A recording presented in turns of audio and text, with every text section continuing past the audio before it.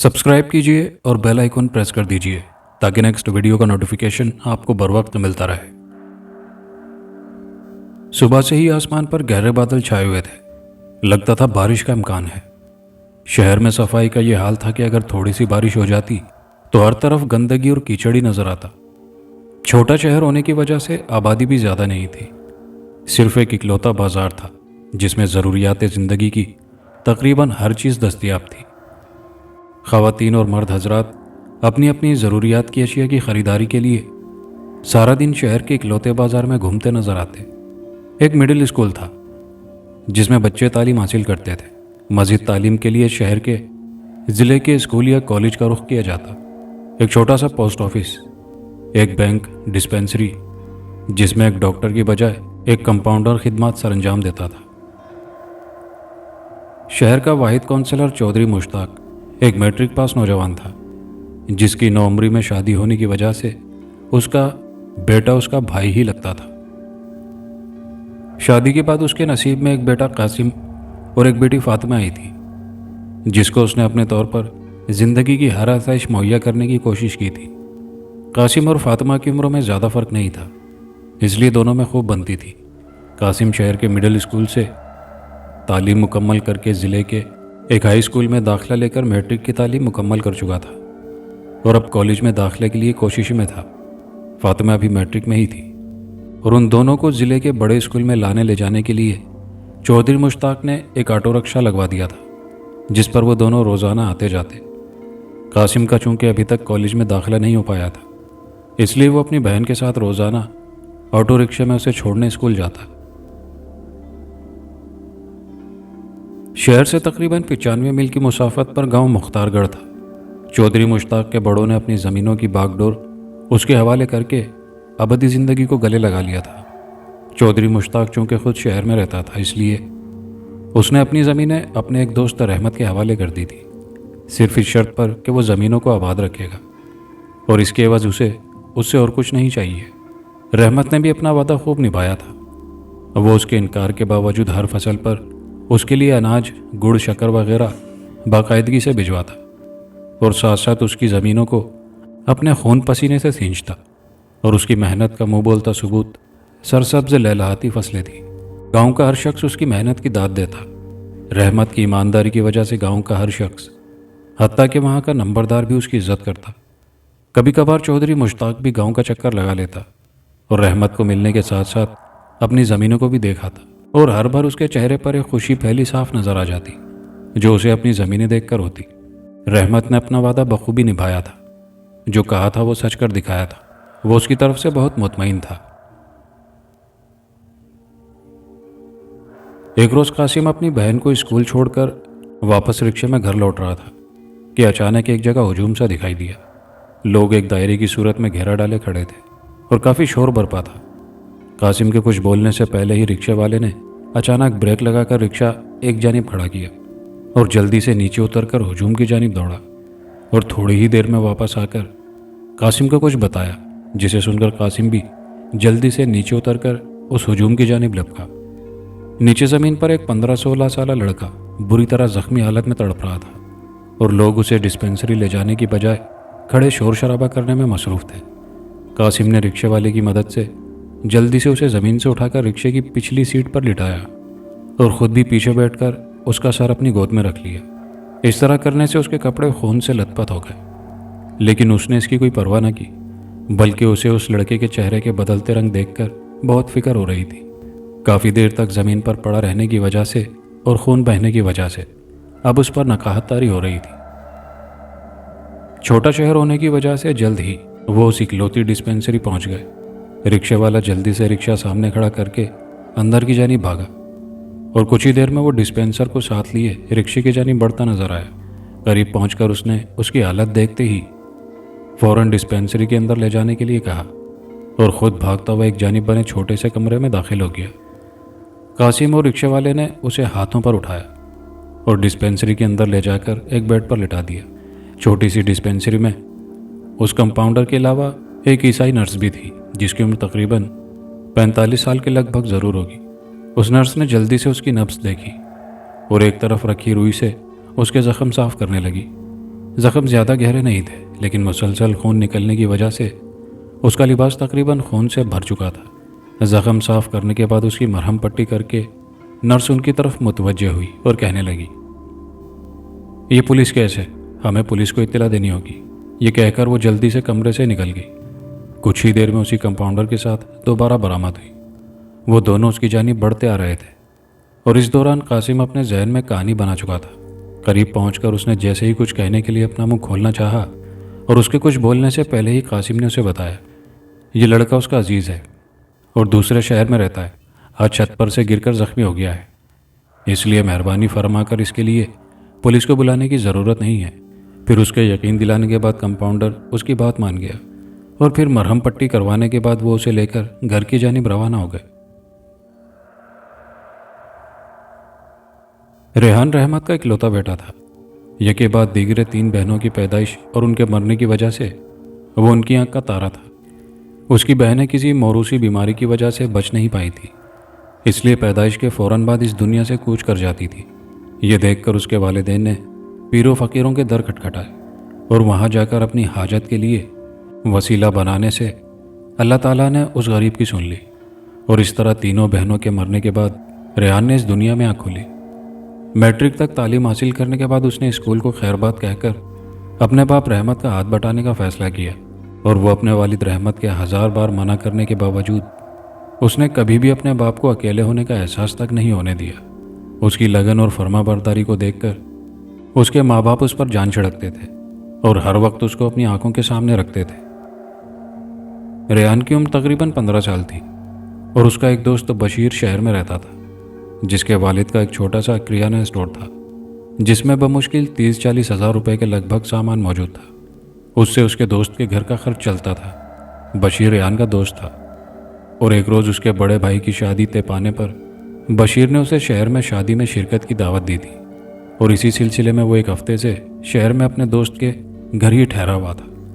شادی کے ہنگامے سے فراغت ملتے ہی آج اسے واپس اپنے گاؤں لوٹنا تھا، اور اسی سلسلے میں اس نے اپنی ضرورت کی چند اشیاء خرید کر واپسی کی راہ لی۔ بس آنے میں ابھی کچھ وقت باقی تھا، اس لیے اس نے بشیر کو بس سٹاپ سے یہ کہہ کر واپس گھر بھجوا دیا کہ اس کے گھر والوں کو اس کی ضرورت ہوگی اور وہ خود ہی گاؤں چلا جائے گا۔ چونکہ بس میں کچھ وقت باقی تھا، اس لیے اس نے اپنی ضرورت کی چند اشیاء خریدنے میں کچھ وقت گزارا اور دوبارہ واپس بس سٹاپ کی جانب چل دیا۔ وہ اپنے ماں باپ کے متعلق سوچتا ہوا چل رہا تھا کہ اچانک ایک جانب سے ایک تیز رفتار کار جن کی طرح نمودار ہوئی اور تیزی سے اسے ٹکر مارتی ہوئی یہ جا وہ جا۔ اچانک اور زوردار ٹکر سے ریحان اچھل کر ایک جانب گرا اور اس کا سر ایک زوردار آواز سے زمین سے ٹکرایا، اور پھر اسے کچھ ہوش نہیں رہا کہ اس کے ساتھ کیا ہوا ہے۔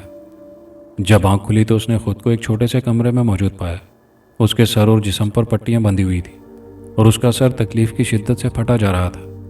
ابھی وہ گزرے حالات کے متعلق سوچ ہی رہا تھا کہ اچانک کمرے میں ایک نوجوان داخل ہوا، جس کے ہاتھ میں پلاسٹک کی ایک ٹرے میں دودھ کا ایک گلاس اور ایک پلیٹ میں کچھ بسکٹ تھے۔ اسے ہوش میں دیکھ کر اس نوجوان کے چہرے پر ایک اطمینان بھری مسکراہٹ تھی۔ وہ قریب آ کر اس کے پاس بیٹھا اور ٹرے اس کے بیڈ پر رکھ دی۔ تعارف کروانے پر جب ریحان نے اسے اپنے گاؤں اور اپنے والد کے متعلق بتایا تو یہ سن کر کمرے میں آنے والا نوجوان جو قاسم تھا چونک گیا۔ وہ چونکہ خود تو کبھی گاؤں نہیں گیا تھا، لیکن اپنے والد چودھری مشتاق سے یہ ضرور سن رکھا تھا کہ گاؤں میں ان کی زمین کی دیکھ بھال رحمت نامی ایک شخص کرتا ہے، اور آج جب اس زخمی نوجوان نے بتایا کہ رحمت اس کے والد ہیں تو اسے حیرانی کے ساتھ ساتھ ایک انجانی خوشی بھی ہوئی کہ وہ اس نوجوان کو اپنے گھر لے آیا، اور پھر اس نے اپنے والد کو بھی اس کے متعلق بتایا۔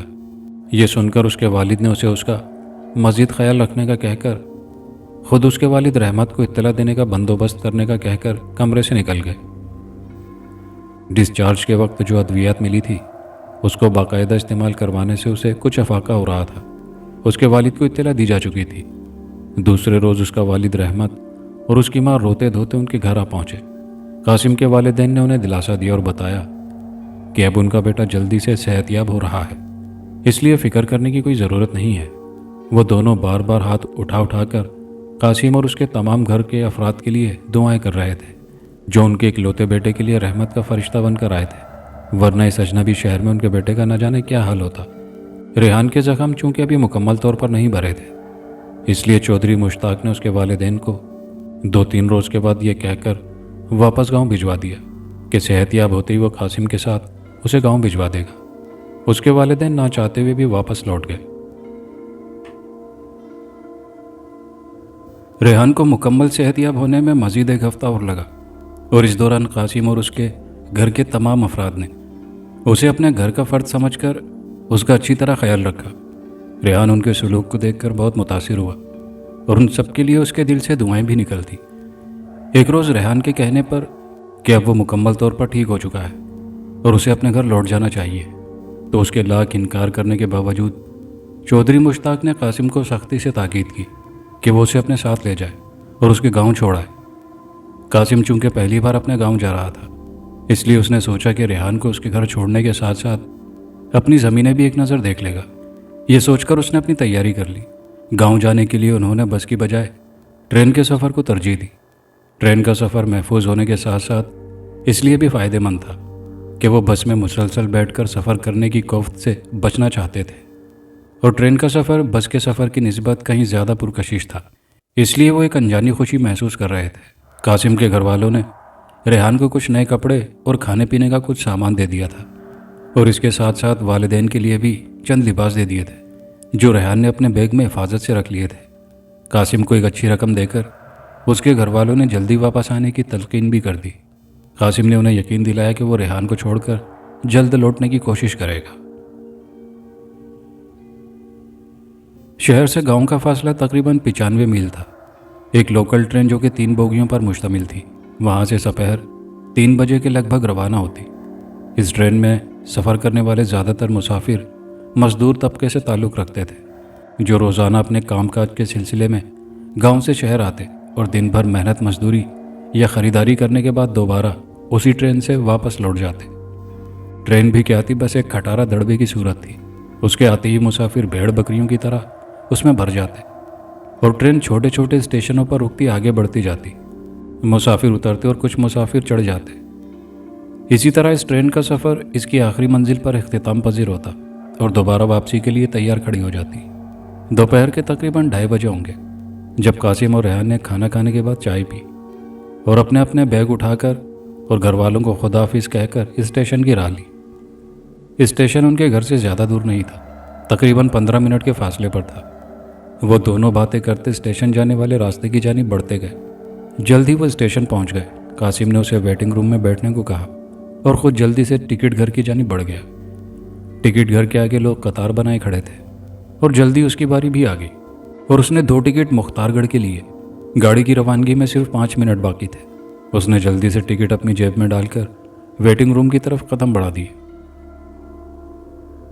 ट्रेन रवाना होने के करीब थी। वो दोनों अपनी अपनी सीटों पर बैठे थे। ये सीटें उन्होंने कैसे ली थी, ये एक अलग कहानी थी। बहरहाल उस वक्त वो दोनों अपनी सीटों पर बैठे खुशगप्पियों में मसरूफ़ थे। ट्रेन की सिर्फ 3 बोगियां होने की वजह से रश काफ़ी था। लोगों के चीखने चिल्लाने की आवाज़ें भी आ रही थी। तमाम लोग अपने पाकिस्तानी होने का सबूत दे रहे थे और गाली गलौज और धक्कम पेल भी जारी थी। उन दोनों ने इन आवाज़ों पर कान धरने की बजाय अपने सफ़र और गांव के मुतालिक गुफ्तगू को मौजू बनाया हुआ था। सामान उन्होंने सीटों के नीचे महफूज कर दिया था। ट्रेन ठीक 3 बजे एक विसिल के साथ प्लेटफार्म को छोड़ चुकी थी और आहिस्ता आहिस्ता अपनी मंजिल की जानिब रवाना हो चुकी थी।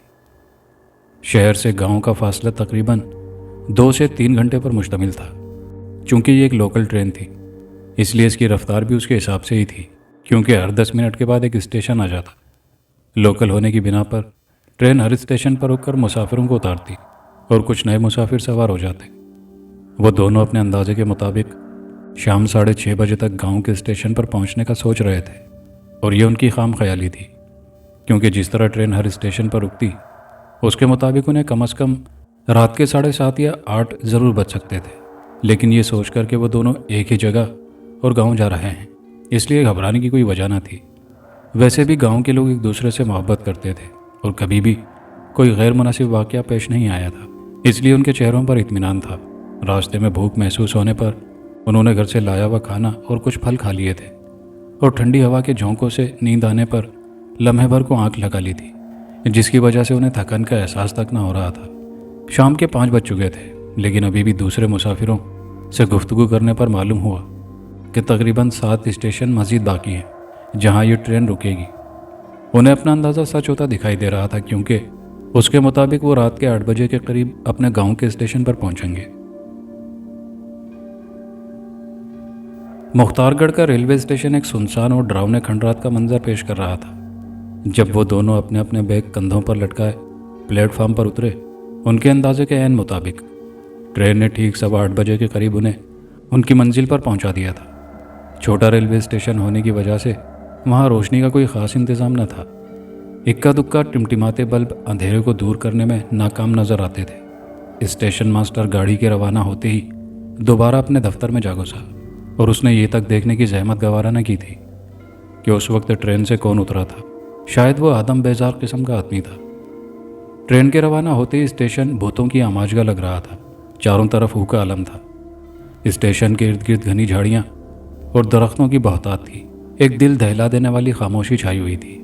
थोड़ी देर तो वो दोनों सहमे सहमे अंदाज में अपने चारों तरफ देखते रहे, फिर हिम्मत करके स्टेशन की इमारत से बाहर निकल आए। आसमान साफ होने की वजह से चांद अपनी दूधिया रोशनी फैलाए हुए था। पूरा आसमान टिमटिमाते सितारों से भरा हुआ था। चूंकि उस वक्त वो बाहर खुली फिजा में मौजूद थे, इसलिए स्टेशन की इमारत से बाहर निकलते ही जैसे उन्हें ऑक्सीजन मिल गई हो, यूँ महसूस होता था जैसे ज़मीन पर चलने वाले हशरातुल अर्ज़ और परिंदे भी इस हसीन नज़ारे से लुत्फ़अंदोज़ हो रहे हों। रेहान के कहने के मुताबिक अगर वो गांव जाने वाले रास्ते से हटकर कब्रिस्तान वाले रास्ते को इख्तियार करें तो कम अज़ कम इससे उन्हें आधे घंटे का फ़ायदा मिल सकता था। लेकिन इसके साथ साथ रात का अंधेरा फैलने की वजह से उन्हें कब्रिस्तान से मुतालिक सुनी हुई कहानियाँ भी बहुत अच्छी तरह याद थी और वो हिम्मत नहीं कर पा रहे थे कि इस वक्त वो कब्रिस्तान का रुख करें। यही सोचते हुए वो गांव जाने वाले रास्ते पर गामजन थे। कुछ दूर चलने के बाद उन्होंने सोचा कि अल्हम्दुलिल्लाह वो मुसलमान हैं और अगर वो कुरानी आयत का विर्द करते हुए कब्रिस्तान में से गुजरें तो कोई भी मोजी चीज़ या भूत प्रेत उनका कुछ नहीं बिगाड़ पाएगा। एक जगह रुककर उन्होंने फैसला किया और अल्लाह का नाम लेकर कब्रिस्तान की तरफ चल दिए। गांव का कब्रिस्तान होने की वजह से उसके इर्द गिर्द 4 दीवारी बनाने की ज़रूरत नहीं समझी गई थी, इसलिए उसके नज़दीक पहुंचने से पहले ही उन्हें दूर से ही कब्रें दिखाई देने लगी थी। उसके अंदर लगे पीलू के दरख्त देव की मानिंद सर उठाए दिखाई दे रहे थे। दूर से वो यूँ नज़र आ रहे थे जैसे बहुत से जिन्नात आपस में सर जोड़े सरगोशियों में बातचीत में मगन हो। कब्रिस्तान के नज़दीक पहुँचते पहुँचते हल्की हल्की हवा चलने लगी थी। रास्ते के दोनों तरफ गंदम की फसलें थी जो पक कर तैयार हो चुकी थी और हवा की वजह से उनके गोशे आपस में टकराने की वजह से अजीब सी आवाज़ें निकाल रहे थे। यूँ लगता था जैसे बहुत से अफराद फसलों में छुपे बैठे हों और हल्की हल्की आवाज़ों में सीटियाँ बजा रहे हों। कब्रिस्तान के पहुँचने तक उन्हें कोई गैर मामूली वाक़या पेश नहीं आया था, इसलिए वो बेफिक्री से और कुदरत के हुस्न से लुत्फ़अंदोज़ होते अपने कदमों को कब्रिस्तान की तरफ जाने वाले रास्ते पर बढ़ाए चले जा रहे थे। कब्रिस्तान में हस्बे मामूल सकूत तारी था, सिवाय झींगरों के किसी और हशरातुल अर्ज़ की आवाज़ सुनाई नहीं दे रही थी। कब्रिस्तान लगभग 3 एकड़ पर फैला हुआ था, ये उसे रेहान ने बताया। कब्रिस्तान में दाखिल होने पर मालूम हुआ कि ज़्यादातर कब्रों पर कतबे मौजूद नहीं थे। न जाने गांव के लोग किस तरह अपने प्यारों की कब्रों को पहचानते होंगे। ये सवाल कासिम के दिमाग में बार बार आ रहा था। फिर सर झटकते हुए रेहान की तरफ मुतवज्जे हुआ, जो रात के अंधेरे में कब्रों को बड़ी गौर से देख रहा था। उसके देखने के अंदाज ने कासिम को चौंकने पर मजबूर कर दिया। यूँ लगता जैसे उसने कोई अनहोनी चीज़ देख ली हो। कासिम को उसकी ये हालत देखकर खौफ महसूस हो रहा था। उसने उससे पूछने की कोशिश की, लेकिन रेहान टिकटिकी बांधे एक जानिब देखने में मगन था। और फिर अचानक कासिम ने उसका कंधा हिलाया तो उसे होश आया। फिर कासिम के पूछने पर रेहान ने बताया कि उसके दाईं तरफ वाली 6-7 कब्रें छोड़कर नजर आने वाली कब्र से एक सफ़ेद रंग का हाथ कब्र से निकलकर उसी की तरफ आगे बढ़ने का इशारा करता दिखाई दिया था। और ये सब आनन फानन हुआ था, और इससे पहले कि वो उसे आवाज़ देता, वह हाथ बड़ी तेज़ी से दोबारा कब्र में दाखिल हो गया।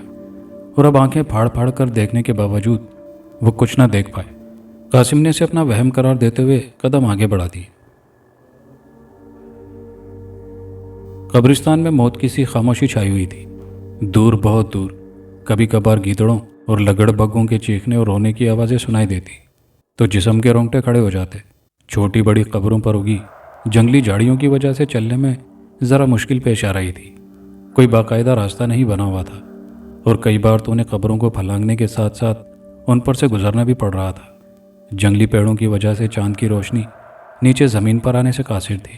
انہیں قبروں کے درمیان چلتے تھوڑی ہی دیر ہوئی تھی کہ اچانک ان کی نظر ایک پرانی قبر پر پڑی، جس کے اندر سے روشنی کی ایک کرن باہر نکلتے دکھائی دی۔ وہ دونوں چونک کر رکے اور ایک دوسرے کی جانب دیکھنے لگے کہ جیسے یہ فیصلہ کر رہے ہوں کہ قبر کے نزدیک جا کر اس پراسرار روشنی کے متعلق جاننا چاہیے یا یوں ہی آگے بڑھ جانا چاہیے۔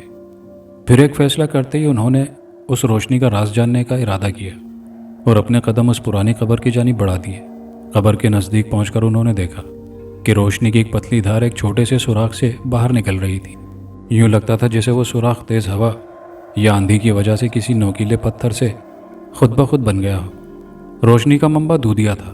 یوں لگ رہا تھا جیسے قبر میں سے ایک دودھ کی دھار مسلسل باہر نکل رہی ہو۔ قاسم نے اپنا بیگ زمین پر رکھا اور آہستہ سے زمین پر بیٹھ گیا اور ریحان کے منع کرنے کے باوجود نیچے جھک کر اپنی ایک آنکھ اس سوراخ پر ٹکا دی۔ یہ دیکھ کر اس کی حیرت کی انتہا نہ رہی کہ ایک باریش بزرگ جنہوں نے سفید رنگ کا چمکدار لباس زیب تن کیا ہوا تھا، ان کے چہرے پر ایک عجیب طرح کا نور چھایا ہوا تھا۔ ایک منقش تخت پر بیٹھے قرآن پاک کی تلاوت کر رہے تھے۔ ان کے منہ سے نکلنے والی مسحور کر دینے والی دلکش آواز ہلکی ہلکی سنائی دے رہی تھی۔ وہ اس بات سے بے خبر تھے کہ کوئی انہیں یوں دیکھ رہا ہے۔ قاسم بڑی حیرت سے انہیں دیکھے چلا جا رہا تھا کہ جیسے خود بخود اس کے منہ سے ایک آواز نکلی کہ جیسے کسی نے اس کی زبان کو بے اختیار کر دیا اور وہ یہ پوچھنے پر مجبور ہو گیا اور اس قبر میں بیٹھے بزرگ سے سوال کر بیٹھا، اے بندہ خدا، کیا میں یہ جان سکتا ہوں کہ آپ نے دنیا میں کون سا ایسا عمل کیا کہ اللہ تعالیٰ نے قبر میں بھی آپ کو ایسا رتبہ عطا فرمایا؟ بزرگ کے وہم و گمان میں بھی نہیں ہوگا کہ اچانک کوئی ان سے اس طرح مخاطب ہو سکتا ہے۔ ان بزرگ نے چونک کر اوپر کی جانب دیکھا اور پھر ان کی نظر اس سوراخ پر پڑی جس میں سے ایک انسانی آنکھ اندر کی جانب جھانکتی نظر آئی۔ یہ دیکھ کر بزرگ نے قرآن پاک کو بند کیا اور یوں سوال کا جواب دیا، اے اللہ کے بندے، تیرے سوال کا جواب یہ ہے کہ میں جب زندہ تھا تو دنیا میں روزانہ باقاعدگی سے قرآن پاک کی تلاوت کرتا تھا، لیکن جب میرا وصال ہوا تو اسی وجہ سے میرا حساب کتاب آسان ہو گیا اور میں نے اللہ تعالیٰ سے دعا کی کہ جب تک قیامت قائم نہیں ہوتی مجھے دنیا کی طرح قبر میں بھی قرآن پاک کی تلاوت کرنے کی اجازت عطا فرمائے۔ اللہ تعالیٰ نے میری دعا کو قبول کرتے ہوئے مجھے قبر میں یہ سہولت عنایت فرما دی۔ میرے وصال کو تقریباً 5 سال ہو چکے ہیں اور اس عرصے میں نے 5000 قرآن پاک ختم کر لیے ہیں۔ اب چونکہ میرا بھید تم پر عیاں ہو چکا ہے، اس لیے میری تم سے التجا ہے کہ میرا ایک کام کر دو، وہ یہ کہ قبر پر ہاتھ اٹھا کر میرے لیے دعا کر دو اور صرف ایک بار سبحان اللہ کہہ کر اس کا ثواب مجھے بخش دو۔ اس کے عوض میں اپنے ختم کیے ہوئے قرآن پاک کا ثواب اللہ تعالیٰ سے کہہ کر تمہیں بخش دوں گا۔ قاسم بڑی حیرت سے اس بزرگ کی باتیں سن رہا تھا اور پھر اس کی درخواست پر عمل کرتے ہوئے اس نے کھڑے ہو کر ریحان کو تمام بات بتائی اور پھر دونوں نے ان بزرگ کے لیے دعا کی اور ایک کی بجائے 10 بار سبحان اللہ کہہ کر ان بزرگ کو ہدیہ کر دیا اور دوبارہ زمین پر بیٹھ کر اسی سوراخ سے ان بزرگ کو بھی بتا دیا۔ بزرگ نے بھی اپنے تمام ختم کیے ہوئے قرآن پاک کا ثواب اسے بخش دیا اور اسے عہد لیا کہ وہ اس کا ذکر کسی بھی فرد سے نہیں کرے گا۔ قاسم نے انہیں اس بات کا یقین دلایا اور اس سوراخ پر مٹی ڈال کر ہمیشہ کے لیے بند کر دیا۔ اس کام سے فارغ ہو کر اس نے ریحان کو تمام حقیقت سے آگاہ کیا اور دوبارہ اپنے راستے پر چل پڑے۔ اللہ رب العزت نے انسان کے علاوہ ایک دوسری نادیدہ مخلوق جو انسان کو دیکھ سکتی ہے لیکن خود نگاہ آدم سے پوشیدہ رہتی ہے، اسے جنات کا نام دیا گیا ہے، جبکہ شیطان یعنی ابلیس بھی اسی خاندان کا ایک فرد ہے۔ اور یہ غیبی مخلوق جو کبھی بھوت، کبھی چڑیل یا کبھی پچھل پیری کی شکل میں ہمارے سامنے آتی ہے، یہ دراصل شیطان کی اس بدبخت اولاد سے تعلق رکھتی ہے جنہوں نے خیر کی بجائے شر کو اپنا لیا۔ رات کا اندھیرا بڑھتا جا رہا تھا۔ وہ دونوں اپنے بیگ اپنے کندھوں پر لٹکائے پھونک پھونک کر قدم اٹھاتے آگے بڑھتے جا رہے تھے کہ اچانک 2 درختوں کے جھنڈ میں انہیں روشنی کی ایک ہلکی سی جھلک دکھائی دی۔ انہوں نے یہ سوچ کر کہ شاید وہاں قبرستان کا گورکن ہوگا اور اسی نے شاید آگ وغیرہ جلا کر روشنی کا بندوبست کیا ہوگا۔ دونوں اسی طرف بڑھنے لگے۔ جیسے جیسے وہ اس روشنی کی طرف بڑھ رہے تھے ویسے ویسے کچھ نامانوس سی آوازیں ان دونوں کو سنائی دے رہی تھی۔ وہ دونوں خوف و حیرت سے ایک دوسرے کی طرف دیکھتے آگے بڑھ رہے تھے اور کچھ ہی دیر میں وہ اس جھنڈ کے نزدیک پہنچ کر ٹھہر گئے۔ انہوں نے فوری طور پر سامنے آنے کی بجائے کچھ دیر وہاں رک کر حالات کا جائزہ لینا مناسب سمجھا اور ان کی اسی احتیاط پسندی نے انہیں فوراً حقیقت سے آشنا کر دیا۔ درختوں کی آڑ میں سے سامنے نظر آنے والے منظر نے ان کے جسموں کو منجمد کر دیا تھا اور ان کے منہ کھلے کے کھلے رہ گئے۔ وہ اپنی آنکھیں جھپکنا بھول گئے۔ وہ سوچ بھی نہیں سکتے تھے کہ اس ویران قبرستان میں ایسا منظر بھی دیکھا جا سکتا ہے۔ ایک بڑے سے پیپل کے درخت کے نیچے ایک اسٹریچر پر ایک نوجوان عورت چمڑے کی بیلٹوں سے بندھی تڑپ رہی تھی اور اس کے ارد گرد 3-4 افراد ڈاکٹروں جیسا سفید ایپرن پہنے، ہاتھوں میں مختلف آلات تھامے اسٹریچر پر بندھی لڑکی کے جسم کو مختلف جگہوں سے کاٹ رہے تھے اور لڑکی بے پناہ تکلیف سے چیخنے کی کوشش کرتی، مگر ایک ڈاکٹر جلدی سے اس کے منہ پر اپنا ہاتھ رکھ دیتا، جس سے اس کے منہ سے یوں آوازیں نکلتی جیسے کسی ذبح ہوتے بکرے کے منہ سے خرخراہٹیں نکلتی ہیں۔ منظر سے یوں لگتا تھا جیسے وہ کسی اسپتال کے آپریشن تھیٹر میں موجود ہوں اور اپنے سامنے کسی زندہ انسان کا آپریشن ہوتا دیکھ رہے ہوں۔ لیکن یہ ان کی خام خیالی تھی، کیونکہ اس وقت وہ شہر سے بہت دور ایک ویران قبرستان میں موجود تھے اور یہ منظر اپنی جاگتی آنکھوں سے دیکھ رہے تھے۔ ان دونوں کی حالت یوں ہو گئی تھی جیسے کاٹو تو لہو نہیں، نہ جانے اسی حالت میں وہ کب تک یوں ہی کھڑے رہتے اگر اس لڑکی کے منہ سے درد بھری چیخ دوبارہ سنائی نہ دیتی۔ اس بار شاید وہ لوگ اس کے منہ سے نکلنے والی چیخ پر قابو پانے میں ناکام ہو گئے تھے، اس لیے لڑکی کو چیخنے کا موقع مل گیا اور اس بار اس نے اس بات کا عملی ثبوت بھی دے دیا تھا۔ رات کا وقت، قبرستان کی ویرانی، اور ایسے میں اس طرح کا دل دہلا دینے والا منظر ایک مضبوط اعصاب کے مالک پر بھی لرزہ طاری کر دینے کے لیے کافی تھا، لیکن وہ چاہ کر بھی اس مظلوم لڑکی کی مدد کرنے سے قاصر تھے۔ اس بار لڑکی کے چیخنے سے یوں لگا جیسے اس پر جھکے ڈاکٹروں کے لباس میں ملبوس افراد نے اسے گہری ضربیں لگائی ہوں۔ پیپل کے نیچے جلتی آگ میں وہ یہ خونی منظر اپنی جاگتی آنکھوں سے واضح طور پر دیکھ رہے تھے اور ان کے دیکھتے ہی دیکھتے ڈاکٹر نے ایک اور وار کر کے اس لڑکی کا ایک بازو اس کے دھڑ سے الگ کر کے زمین پر پھینک دیا۔ لڑکی شاید پہلے ہی ضرب سے تکلیف کی شدت سے بے ہوش ہو چکی تھی یا شاید مر چکی تھی، کیونکہ اس بار جب اس کے دھڑ سے اس کا بازو علیحدہ کیا گیا تو دوسری طرف خاموشی رہی۔ انہوں نے اس کے جسم سے اس کا دوسرا بازو اور پھر دونوں ٹانگیں بھی الگ کر کے نیچے زمین پر پھینک دی۔ وہ دونوں جھاڑیوں کی اوٹ میں چھپے دہشت زدہ نظروں سے وہ خوفناک منظر دیکھ رہے تھے، لیکن ان کی سمجھ میں یہ نہیں آ رہا تھا کہ اس ساری کارروائی کا آخر مقصد کیا ہے۔ اگر انہوں نے ایک زندہ لڑکی کے ساتھ یہی سلوک کرنا تھا تو انہیں شہر سے بہت دور اس ویران قبرستان میں آنے کی کیا ضرورت پیش آئی؟ یہ کام تو وہ اپنے اسپتال کے آپریشن تھیٹر یا تہخانے میں بھی بخوبی سر انجام دے سکتے تھے، اور پھر اس طرح ایک لڑکی کے جسم کو کاٹ کر اسے تکلیف پہنچانے کی کیا ضرورت تھی؟ یہ سب باتیں سوچ سوچ کر دونوں کے دماغ معاف ہو رہے تھے۔ انہیں یوں محسوس ہو رہا تھا جیسے اگر وہ کچھ دیر اور یہی منظر دیکھتے رہے تو ان کے سر ایک دھماکے سے پھٹ جائیں گے۔ لڑکی کے زندہ بچ جانے کا تو 1% بھی امکان نہیں بچا تھا، کیونکہ آگ کی ہلکی ہلکی روشنی میں اس کا کٹا پھٹا دھڑ اسٹریچر پر دکھائی دے رہا تھا۔ اور پھر انہوں نے یہ دیکھ کر اپنی آنکھیں خوف سے بند کر لی جب ایک ڈاکٹر نے ہاتھ میں تھامی چھری کا وار کر کے اس لڑکی کا سر دھڑ سے علیحدہ کر دیا۔ جب دونوں نے دوبارہ آنکھیں کھولی تو وہ ڈاکٹر اپنے ہاتھ میں تھامے اس لڑکی کے سر سے ٹپکنے والے تازہ لہو کو اپنے معدے میں اتار رہا تھا۔ دوسرے 3 ڈاکٹر بھی اپنے ہاتھوں کے کٹورے بنائے جلدی جلدی اس کی کٹی گردن سے ابلتے خون سے اپنی پیاس بجھانے میں مصروف تھے۔ اس کام سے فارغ ہو کر ان سب نے اپنے ہاتھوں پر لگا خون چاٹنا شروع کر دیا۔ لڑکی کے خون سے ان کے سفید ایپرن سرخ ہو گئے تھے، لیکن وہ اپنے کام میں اس قدر مگن تھے کہ جیسے انہیں محسوس ہو رہا تھا کہ ان کے اس مذموم کام کو دیکھنے کے لیے رات کے اندھیرے اور سنسان قبرستان میں کوئی نہیں آئے گا۔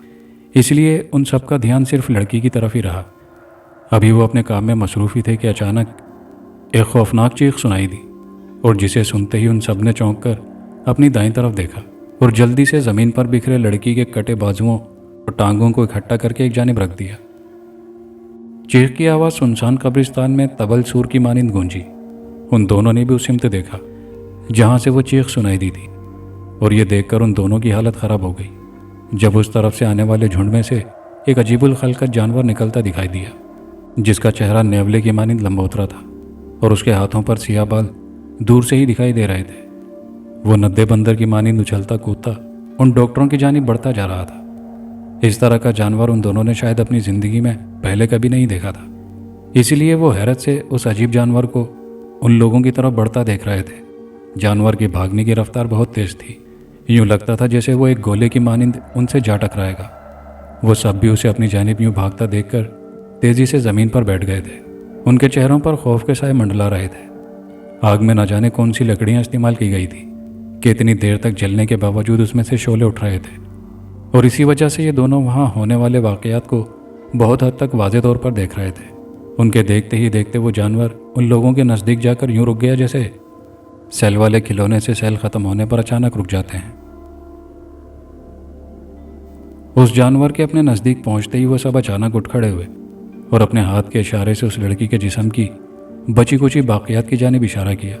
जानवर शायद पहले ही उनके इशारे का मुंतज़िर था, इसलिए उसने भी तेज़ी से अपनी गर्दन घुमाकर उस जानिब देखा और जल्दी से भागकर लड़की का एक बाजू भंभोड़ने लगा। उसके ऐसा करने से रात के सन्नाटे में एक और वहशतनाक मंजर का इजाफा हो गया था। उसके दांतों से कचर कचर की आवाज़ें माहौल को और दहशतनाक बना रही थी और ये देखकर उन दोनों के पसीने छूटे जा रहे थे। उनकी समझ में नहीं आ रहा था कि ये सब क्या हो रहा है, कि आखिर ये लोग कौन हैं और ये अजीबुल खलकत जानवर यहाँ कब्रिस्तान में क्या कर रहा है और ये लोग उसे मुर्दा लड़की का गोश्त क्यों खाने के लिए दे रहे हैं। ये सब बातें उन दोनों की अकल माफ़ कर देने के लिए काफ़ी थी। उस जानवर ने उस लड़की के बाजुओं से इंसाफ करने के बाद उसकी दोनों टांगों को भी उसी तरह भंभोड़ना शुरू कर दिया और देखते ही देखते मिनटों में चट कर गया। उन डॉक्टरों के चेहरों पर उसी तरह वहशत छाई हुई थी और वो मुंह खोले उस जानवर को उस लड़की का गोश्त खाते देख रहे थे। इस काम से फारिग होकर उस जानवर ने ज़मीन पर पड़े कटे हुए सर को खाना शुरू कर दिया। न जाने उसके जबड़ों में कितनी ताकत थी कि हड्डियों के टूटने की आवाज़ें वो दोनों भी दूर से साफ सुन रहे थे। चंद मिनटों में उसने लड़की का पूरा सर भी अपने मैदे में उतार लिया और ज़मीन पर सिर्फ बाल बिखरे रह गए। इसके बावजूद वो सब डॉक्टर खुद एक भयानक काम सरअंजाम दे चुके थे, लेकिन उनके चेहरे यूं दिखाई दे रहे थे जैसे काटो तो लहू नहीं। रात धीरे धीरे बीत रही थी। सामने नजर आने वाले मंजर ने उन्हें ये तक भुला दिया था कि वो इस वक्त अपने ड्राइंग रूम में बैठे कोई खौफनाक फिल्म देखने की बजाय एक खौफनाक और सुनसान कब्रिस्तान में बैठे हैं और अपनी जिंदा आंखों से अपने सामने होने वाले एक संगदिल और खूनी खेल को देख रहे हैं। करीबी से किसी झींगर के टरटराने की आवाज़ ने जैसे उन दोनों को होश की दुनिया में दोबारा धकेल दिया। उन्होंने चौंक कर झुरझुरी ली और जब उन दोनों के शऊर ने उन्हें हकीकत की दुनिया में नजर आने वाले मंजर से आश्कार किया तो उन्हें पता चला कि इस वक्त इंतहाई ख़तरनाक हालत में एक कब्रिस्तान में मौजूद हैं। ये देखकर कासिम ने जल्दी से अपनी कलाई पर बंधी रिस्ट वॉच पर नज़र डाली तो रात के 11 बज रहे थे, यानी उन्हें इस कब्रिस्तान में 3 घंटों से ज़्यादा हो गए थे और अब उन्हें अपने बचाव के साथ साथ जल्द अज जल्द अपने घर पहुंचने की फिक्र भी सताने लगी थी। वो उन लोगों से काफ़ी फासले पर झाड़ियों में छुपे बैठे थे और कब्रिस्तान में दरख्तों की भी बहुतात थी, इसलिए चांद की रोशनी बहुत कम ज़मीन पर आ रही थी, इसलिए वो उन सब की नज़रों से दूर थे। और यह भी इत्तिफाकी था कि उस वक्त हवा भी खामोश हो चुकी थी, वरना हो सकता था कि हवा चलने की वजह से उनके जिस्मों की खुशबू उस जानवर को उनका पता बताती थी और उस वक्त वो दोनों भी उन भयानक लोगों और उस जानवर के इताब का निशाना बन चुके होते।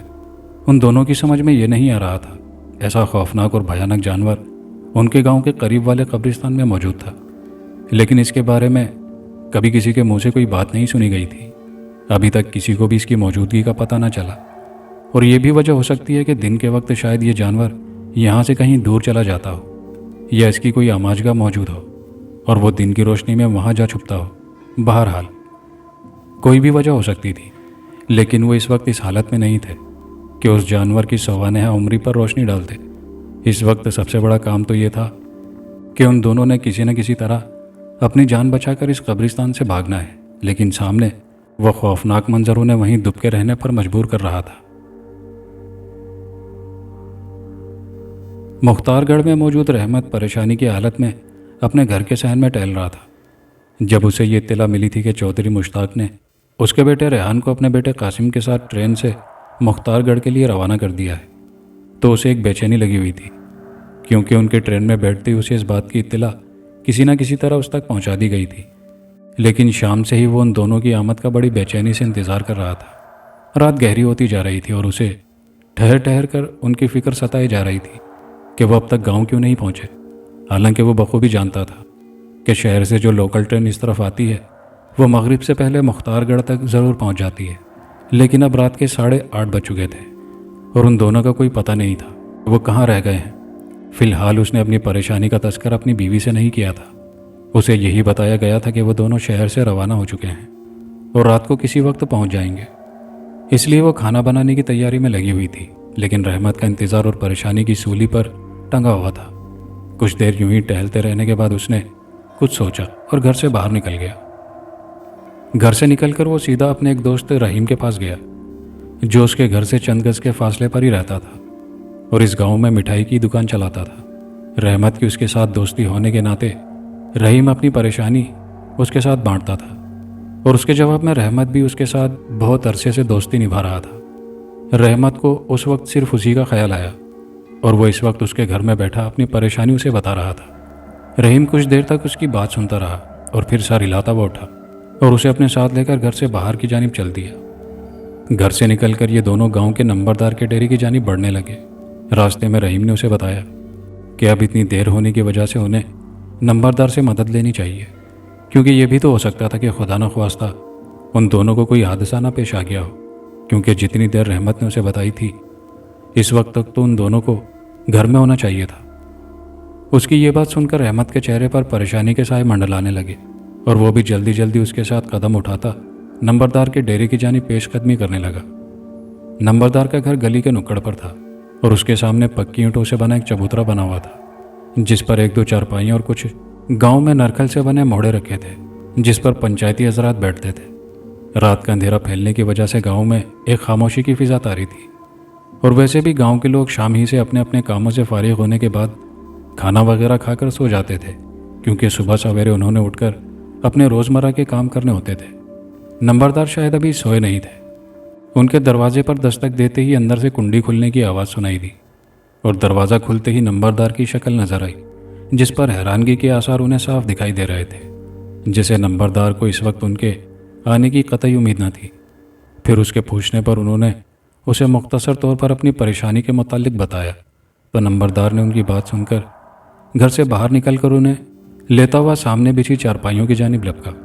وہ دونوں اس کا اشارہ سمجھتے ہوئے اس کے پیچھے چلتے ہوئے سامنے بچھی ایک چارپائی پر بیٹھ گئے اور نمبردار بھی ان کے سامنے والی چارپائی پر بیٹھ گیا۔ ان کے بیٹھتے ہی اس نے انہیں تفصیل سے تمام حالات بیان کرنے کے لیے کہا اور جواب میں رحمت نے رحیم کا اشارہ پاتے ہی اپنی پریشانی کا اور اپنے اور چودھری مشتاق کے بیٹے قاسم کے شہر سے گاؤں کی طرف روانگی کے متعلق تفصیل سے بتایا اور ساتھ ہی یہ بھی بتایا کہ شہر سے گاؤں کی جانب آنے والی گاڑی مغرب سے پہلے مختار گڑھ کے اسٹیشن پر پہنچ جاتی ہے، لیکن اب 9 بجنے والے ہیں اور وہ لوگ ابھی تک گھر نہیں پہنچے۔ نمبردار اس کی باتیں بڑی توجہ سے سن رہا تھا۔ اس کی بات ختم ہوتے ہی اس نے بھی اس کی تائید کی کہ اس وقت تک ان دونوں کو گھر آ جانا چاہیے تھا، لیکن اب اتنی رات ہونے کے باوجود ان کا کچھ پتہ نہیں تو ضرور کچھ نہ کچھ گڑبڑ ہوگی۔ یہ کہہ کر اس نے انہیں وہیں بیٹھنے کا کہا اور خود گھر کے اندر چلا گیا۔ ابھی تھوڑی ہی دیر گزری تھی کہ وہ واپس باہر آیا۔ اس کے ہاتھ میں ایک بندوق اور دوسرے ہاتھ میں ایک بڑی سی ٹارچ تھی۔ ان کے نزدیک پہنچتے ہی اس نے حیرانی سے اپنی طرف دیکھتے ہوئے دیکھا تو اس نے ان کی حیرت یہ کہہ کر ختم کر دی کہ اب اس کے سوا کوئی چارہ نہیں کہ انہیں فوراً اسٹیشن کی طرف روانہ ہو جانا چاہیے تاکہ وہاں جا کر ماسٹر سے یہ معلوم کیا جا سکے کہ آیا گاڑی ٹھیک وقت پر پہنچی تھی تو اس میں سے کتنے مسافر اترے تھے۔ لیکن اس کے ساتھ ساتھ نمبردار نے ان دونوں کو بھی اپنے اپنے گھروں سے ٹارچیں اور حفاظت کے لیے کوئی چیز ساتھ لے جانے کے لیے تاکید کی اور ساتھ ہی یہ بھی کہا کہ راستے سے وہ چند اور نوجوانوں کو بھی اپنے ساتھ لے لیں تاکہ رات کا اندھیرا پھیلنے کی وجہ سے جنگلی جانوروں یا کسی اور مصیبت کا سامنا کرنے پر مقابلہ کیا جا سکے۔ اس کی بات سن کر ان دونوں نے سر ہلائے اور وہ تینوں چلتے ہوئے رحمت کے گھر کی جانب چل دیے۔ دونوں کے گھر قریب ہونے کی وجہ سے جھٹپٹ میں انہوں نے گھروں سے ٹارچیں اٹھائی اور اپنے ہاتھوں میں لمبی لمبی 2 لاٹھیاں بھی اٹھا لی۔ نمبردار انہیں ساتھ لے کر کچھ اور گھروں کی جانب گیا اور وہاں سے اس نے چند نوجوانوں کو بھی اپنی ٹولی میں ملا لیا اور پھر گاؤں سے نکلتے نکلتے انہیں رات کے تقریباً 10 بج چکے تھے۔ وہ سب ایک ٹولی کی شکل میں گاؤں سے باہر جانے والے راستے کی طرف بڑھتے چلے گئے جو راستہ سیدھا اسٹیشن کی جانب جاتا تھا، لیکن کچھ دور جا کر وہاں سے ایک چھوٹا سا راستہ گاؤں کے ویران قبرستان کی جانب بھی نکلتا تھا۔ یہ قبرستان گاؤں کے بزرگوں کے زمانے کا تھا جس کے متعلق عجیب و غریب خبریں خود ان کے فوت شدہ بزرگوں نے ہی پھیلائی تھیں کہ وہاں کچھ عجیب شکل کے جانور دیکھے گئے ہیں۔ جیسے جیسے وہ اسٹیشن کی طرف بڑھ رہے تھے ویسے ویسے ویران قبرستان کے آثار اپنی تمام تر وحشت کے ساتھ واضح ہوتے جا رہے تھے۔ قبرستان کی طرف دیکھ دیکھ کر ان پر ایک عجیب سی خوف کی کیفیت طاری ہو رہی تھی اور انہیں یوں لگ رہا تھا جیسے اچانک کوئی خوفناک درندہ جھاڑیوں سے اچھل کر ان کے سامنے نمودار ہو جائے گا۔ لیکن چونکہ ان لوگوں کے ہاتھ میں اپنے بچاؤ کے لیے کچھ نہ کچھ سامان تھا और उनके पास टॉर्च भी थी, इसलिए वो मुतमईन थे कि जंगली जानवर रोशनी की वजह से खौफ खाते हैं और नज़दीक आने से कतराते हैं। दूसरा ये भी इत्मीनान था कि नंबरदार के पास एक बंदूक भी थी, जिससे वो अक्सर फसलों को नुकसान पहुंचाने वाले लग्गड़ बग्गों को निशाना बनाता रहता था, इसलिए उसका निशाना भी पक्का था। आसमान पर चांद अपने जौबन पर था और सितारे बड़ी हैरानी से नीचे चलने वाली उस टोली को देख रहे थे, जो एक कच्चे रास्ते पर चले जा रहे थे। कभी कभार कोई आवारा बादल का टुकड़ा चांद के सामने आ जाता तो पल भर के लिए चारों तरफ एक घुप अंधेरा छा जाता, और फिर उसके हटते ही दोबारा ज़मीन पर चांद की चांदनी फैल जाती। रास्ते के दोनों तरफ गंदम के खोशे लहरा रहे थे और फसल पूरी तरह तैयार थी। बहुत दूर उन्हें स्टेशन पर टिमटिमाती रोशनी नजर आ रही थी। रात भी धीरे धीरे गहरी होती जा रही थी। वो सब आपस में बातें करते आगे बढ़ रहे थे। काफ़ी देर चलने के बाद नंबरदार ने अपनी घड़ी पर नज़र डाली तो रात के 11 बजने वाले थे और स्टेशन अभी दूर था। दूर से नजर आने वाली हल्की हल्की रोशनी गालिबन स्टेशन मास्टर के कमरे की थी। वो जल्द अज जल्द स्टेशन पहुंचकर स्टेशन मास्टर से मिलना चाहते थे और इसीलिए उनके कदम तेजी से आगे बढ़ते जा रहे थे। लड़की के धड़ बाजुओं और टांगों को खाने के बाद उस लंबोतरी शक्ल के अजीबुल खलकत जानवर ने एक जोरदार चीख मारी, जिसकी बाज़गश्त बहुत दूर दूर तक सुनाई दी गई होगी। लेकिन उन दोनों को उस वक्त अपने कानों के पर्दे फटते महसूस हुए। उन्होंने घबराकर अपने अपने कानों पर हाथ रख लिए और दहशतज़दा नज़रों से उस जानवर की जानिब देखने लगे। चीख सुनते ही डॉक्टरों का लिबास पहने अशखास में से 2 डॉक्टर जल्दी से स्ट्रेचर को धकेल कर एक जानिब दरख्तों के अंदर ले जाने लगे और बाकी 2 डॉक्टरों ने वहाँ पर पड़ी हड्डियों और बालों को एक थैले में भरना शुरू कर दिया। और फिर चंद ही लम्हों में वहाँ यूँ लगा जैसे कुछ हुआ ही ना हो।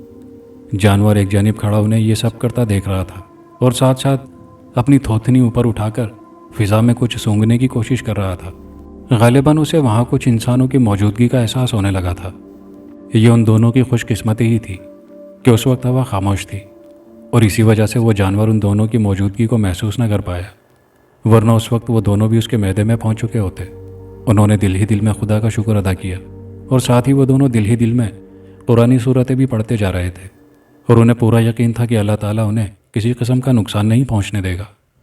रात अपने पर फैलाए धीरे धीरे गुजर रही थी। लगता था जैसे आज की रात पहले की निस्बत ज़रा सुस्त रवि से गुजर रही थी और वो झाड़ियों में दुबके अपने बचाव की तरकीबें सोच रहे थे। लेकिन उन दोनों के दिमाग बिल्कुल माफ हो चुके थे और उनकी समझ में नहीं आ रहा था कि क्या करें। वो इस कब्रिस्तान के दरमियान में मौजूद थे और वापसी के लिए कदम भी नहीं उठा सकते थे, क्योंकि इस वक्त वो कम से कम उस जानवर और उन डॉक्टरों की नज़रों से तो छुपे हुए थे। अगर उन लोगों को उनकी मौजूदगी का हल्का सा भी पता चल जाता तो उनकी खैर नहीं। इसीलिए वो अपनी सांसें रोके सामने नजरें टिकाए देख रहे थे। अभी वो सब चलते हुए कब्रिस्तान की तरफ जाने वाले रास्ते को अबूर करके थोड़ी दूर तक ही गए होंगे कि उन्हें कब्रिस्तान के अंदर से एक भयानक चीख सुनाई दी, जिसे सुनकर वो ठिठक गए और खौफ से एक दूसरे की तरफ देखने लगे। और उन्हें इस वीरान कब्रिस्तान से मंसूब अपने फौतशुदा बुजुर्गों की सुनाई हुई बातें फ़ौरन याद आ गईं। वो वहीं रुककर आंखें फाड़ फाड़ कर कब्रिस्तान के अंदर तक देखने की कोशिश करने लगे। चूँकि आसमान पर चांद अपने जौबन पर था और उसकी दूधिया रोशनी भी छन छन कर ज़मीन पर आ रही थी, लेकिन कब्रिस्तान में पीलू के दरख्तों की भरमार थी, जिसकी वजह से उन्हें इतनी दूर से वाज़ेह नज़र नहीं आ रहा था कि वो चीख किसकी थी। आया वो किसी जंगली जानवर की थी या किसी इंसान की। अभी वो इसी शशोपंज में खड़े सोचों में मगन थे कि टोली में मौजूद एक नौजवान को ऐसा लगा जैसे दूर दरख्तों में कोई इंसान सफ़ेद लिबास पहने तेज़ी से घुसा हो। पहले तो उसने इसे अपना वहम समझा, लेकिन फिर ये देखकर उसकी हैरत की इंतहा न रही कि उसके पीछे पीछे एक और सफ़ेद लिबास में मलबूस इंसान उसी दरख्तों के झुंड में दाखिल हो गया। अब उसे पूरा यकीन हो गया कि ज़रूर कब्रिस्तान में कोई ना कोई गड़बड़ है। उसने फ़ौरन यही बात नंबरदार और वहाँ मौजूद दूसरे अफराद को बताई तो दूसरे लोग खौफ से वापसी को तरजीह देने लगे। लेकिन नंबरदार के समझाने पर उन्होंने सहम कर कब्रिस्तान की तरफ देखना शुरू कर दिया। नंबरदार ने बड़े तहम्मुल से उस नौजवान से सारी बात सुनी और उसके यकीन दिलाने पर कि उसने अपनी जागती आंखों से 2 अफराद को सामने दिखाई देने वाले दरख्तों के झुंड में जाते देखा है। उसकी बात सुनकर नंबरदार कुछ देर तक सोचता रहा। फिर सर हिलाते हुए उसने उन्हें अपने साथ कब्रिस्तान के अंदर जाकर सारी हकीकत का पता लगाने का कहा। पहले तो वो सब इनकार करते रहे, लेकिन फिर ये बात कहने पर कि हो सकता है जिनकी तलाश में वो इस वक्त भटक रहे हैं कहीं खुदा न ख्वास्ता ان کے ساتھ ہی کوئی حادثہ نہ پیش آ گیا ہو۔ وہ سب تیار ہو گئے اور پھر ان سب نے محتاط انداز میں قبرستان کے اندر جانے والے راستے پر قدم بڑھا دیے۔ قبرستان اپنی تمام تر وحشت کے ساتھ ان کے سامنے تھا۔ زمین پر جا بجا جنگلی جھاڑیاں پھیلی ہوئی تھیں، جن کی وجہ سے انہیں چلنے میں کافی دقت ہو رہی تھی، چونکہ یہ قبرستان کافی عرصے سے ویران پڑا تھا اور اس طرف کوئی آتا بھی نہیں تھا، اور اس وقت ان کے لیے ایک رکاوٹ بن گیا تھا۔ لیکن وہ اپنی نظریں اسی درختوں کے جھنڈ کی جانب بڑھتے جا رہے تھے، جن میں اس نوجوان کے کہنے کے مطابق 2 افراد کو سفید لباس میں گھستے دیکھا تھا۔ کچھ دور تک چلنے کے بعد انہیں درختوں کی دائیں جانب ایک بڑے سے درخت کے نیچے ہلکی ہلکی روشنی دکھائی دی، جو شاید وہاں جلائی گئی آگ کی لگ رہی تھی۔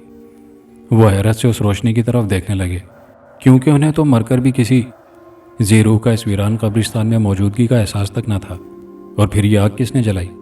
یہ خیال سب کے لیے پریشانی کا باعث بن رہا تھا۔ وہ سب ایک جگہ اکٹھے ہو کر آپس میں مشورہ کرنے لگے، اور پھر یہ فیصلہ کیا گیا کہ وہاں جا کر دیکھا جائے کہ وہ آگ کس نے جلائی ہے۔ نمبردار نے ان سب کو کچھ ہدایت دی، اور پھر اپنے ہاتھ میں تھامی بندوق کو سیدھا کرتے ہوئے اس روشنی کی جانب پیش قدمی کی۔ وہ سب چونکنے انداز میں اپنے چاروں طرف نظریں جمائے اس کے پیچھے پیچھے بڑھنے لگے۔ جیسے جیسے وہ آگے بڑھ رہے تھے، روشنی صاف دکھائی دینے لگی تھی، جو ایک بڑے سے پیپل کے درخت کے نیچے موجود تھی، لیکن ابھی تک وہ وہاں تک پہنچ نہیں پائے تھے جہاں سے انہیں سب کچھ واضح دکھائی دے جائے۔ دھیرے دھیرے قدم اٹھاتے وہ اس درخت کی جانب بڑھتے چلے گئے، اور پھر جیسے ہی وہ گھوم کر اس جگہ پہنچے تو اچانک ان سب کے منہ سے خوفناک چیخیں نکل گئی۔ سامنے کا منظر ان کے ہوش اڑا دینے کے لیے کافی تھا۔ درخت کے نیچے موجود افراد، جنہوں نے ڈاکٹروں کی طرح سفید ایپرن پہنے ہوئے تھے، اپنے ہاتھوں میں چھریاں اٹھائے کھڑے تھے، اور ان کے لباس خون سے تر بتر تھے، جو روشنی میں واضح نظر آ رہے تھے۔ اور ان کے سامنے زمین پر موجود ایک نیولے کی شکل والا جانور زمین پر پڑا گوشت کھانے میں مصروف تھا۔ وہ گوشت ایک سفید کفن میں لپٹا ہوا تھا، جسے اس جانور نے نوچ نوچ کر پھاڑ کر پھینک دیا تھا، اور اپنے خونخوار دانتوں سے اس میں سے نظر آنے والے گوشت کو بھنبوڑ بھنبوڑ کر کھا رہا تھا۔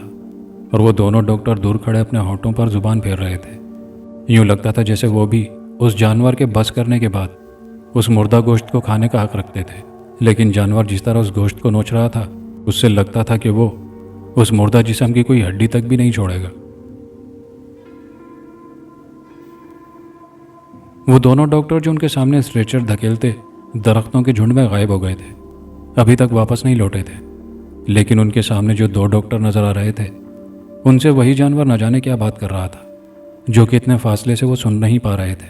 اس جانور کا انداز ایسا ہی تھا جیسے وہ ان دونوں کو کوئی بات کہہ رہا ہو۔ اس کا اندازہ انہیں اس وقت ہوا جب وہ دونوں ڈاکٹر اس کی بات سنتے ہی ایک جانب دوڑ گئے، اور کچھ ہی دیر میں ایک سفید کفن میں لپٹی لاش کو گھسیٹتے ہوئے لاتے دکھائی دیے، اور لا کر وہ کفن پوش لاش اس جانور کے سامنے پھینک دی، جسے دیکھتے ہی جانور یوں اس پر ٹوٹ پڑا جیسے اس کا کوئی من پسند کھانا ہو۔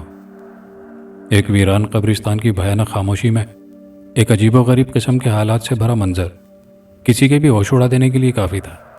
انہیں تو اب اپنی زندگی کی فکر لاحق ہو گئی تھی، کیونکہ انہوں نے اپنی جاگتی آنکھوں سے جو مناظر دیکھے تھے وہ ان دونوں کے ہوش اڑا دینے کے لیے کافی تھے۔ ظاہر ہے کہ جب وہ لوگ مردہ افراد کو نہیں چھوڑ رہے تھے تو اس وقت تو وہ دونوں ان کے نزدیک ہی موجود تھے۔ یہی سوچ سوچ کر ان دونوں کو پسینے آ رہے تھے۔ وہ دل ہی دل میں اللہ تعالیٰ سے کوئی غیبی امداد بھیج دیے جانے کے منتظر تھے۔ وہ جانور ابھی پوری طرح اس لاش سے انصاف نہیں کر پایا تھا کہ اچانک ایک شور اٹھا اور فضا میں ایک گولی چلنے کی آواز سنائی دی، جس سے درختوں پر سوئے پرندے ہڑبڑا کر اڑ گئے، اور فضا میں ان کے شور سے ایک بھونچال سا آ گیا۔ ابھی گولی کی آواز کی بازگشت ختم بھی نہیں ہوئی تھی کہ بہت سے افراد ہاتھوں میں لاٹھیاں اور ٹارچیں لہراتے نمودار ہوئے، اور یہ دیکھنے میں انہیں قطعی کوئی غلطی نہیں لگی کہ ان میں ریحان کو اپنے والد کی جھلک بھی دکھائی دی، اور گاؤں کے نمبردار کو بھی اس نے دیکھ لیا، جس کے ہاتھ میں ایک بندوق تھی، اور اس میں سے ابھی تک دھواں نکل رہا تھا۔ غالباً کچھ دیر پہلے گولی کی جو آواز سنائی دی تھی وہ اسی بندوق سے داغی گئی تھی۔ جیسے ہی وہ سب لوگ درخت کی طرف بڑھے تو انہوں نے دیکھا کہ گولی کی آواز کے ساتھ ہی وہ دونوں ڈاکٹر ہوا میں ہی تحلیل ہو گئے، لیکن وہ جانور دوڑتا ہوا جس طرف سے نمودار ہوا تھا وہیں بھاگ گیا۔ سمجھ میں نہ آنے والا ماجرا تھا کہ وہ جانور کیا تھا، اور یہ دونوں ڈاکٹر اگر انسان تھے تو فضا میں تحلیل کیسے ہو سکتے تھے؟ یہ بات ان کے لیے ایک معمہ تھی، لیکن فی الحال اس بحث میں پڑنے کی بجائے انہوں نے مزید وقت ضائع کیے بغیر ان کی طرف دوڑ لگا دی، اور ساتھ ساتھ وہ ان لوگوں کو اپنی موجودگی کا احساس دلانے کے لیے آوازیں بھی لگاتے ہوئے دوڑے جا رہے تھے، اس لیے کہ کہیں گھبرا کر وہ لوگ انہیں بھی گولی کا نشانہ نہ بنا دیں۔ ان کا یہ اقدام کامیاب رہا اور انہوں نے یوں انہیں اپنی طرف بھاگتے دیکھ لیا تھا، اور ان کے نزدیک پہنچتے ہی وہ دونوں لہرا کر گرے اور بے ہوش ہو گئے۔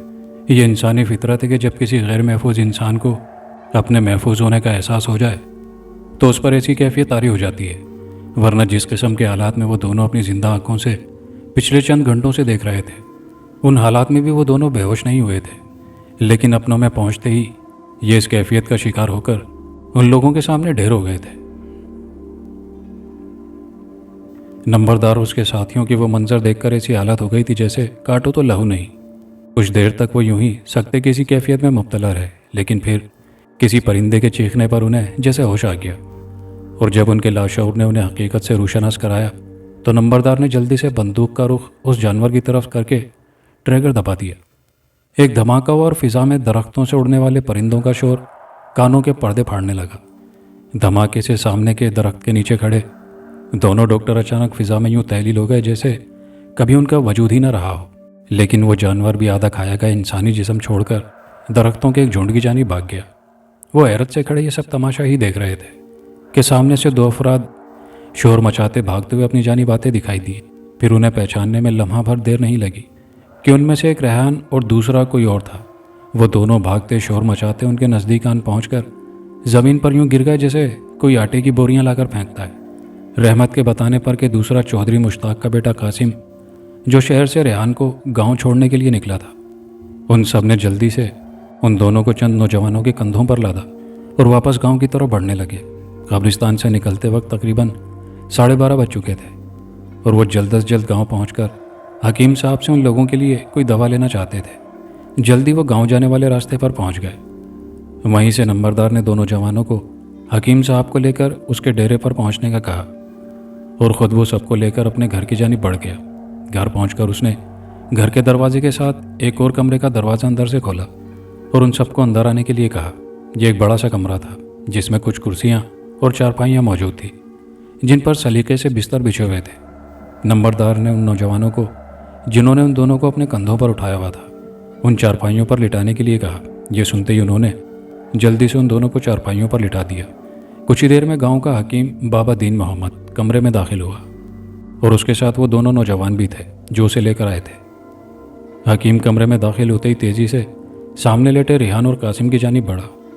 غالباً اسے لانے والے دونوں نوجوانوں نے راستے میں ہی تمام واقعات بتا دیے تھے، اس لیے اس نے کسی سے پوچھنا مناسب نہیں سمجھا، اور جلدی سے اپنے ہاتھ میں پکڑے ایک چرمی تھیلے سے صفوف کی چند پڑیاں نکالی، اور ساتھ ہی ایک جگ میں پانی لانے کا کہہ کر 2 پڑیاں کھول کر اس میں موجود صفوف کو دیکھنے لگا۔